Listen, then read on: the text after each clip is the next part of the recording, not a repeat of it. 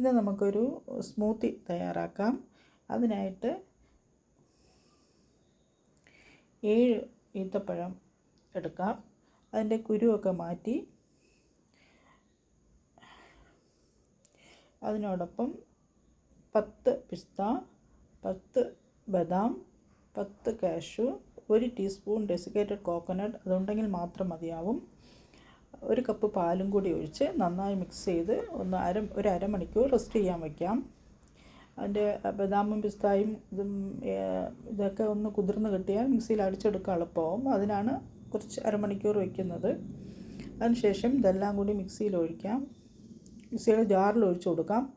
ഒഴിച്ചിട്ട് ആവശ്യത്തിന് ice cube ഇട്ട് 1/2 കപ്പ് യോഗട്ട് ചേർത്ത് 1 ടേബിൾ സ്പൂൺ പഞ്ചസാര ഇട്ട്, പഞ്ചസാര ആവശ്യത്തിനിടാം എത്ര വേണമെങ്കിലും, 1 കപ്പ് കോൺഫ്ലെക്സും കൂടി ഇട്ട് മിക്സിയിൽ നന്നായി അടിച്ചെടുത്ത് സെർവ് ചെയ്യാം.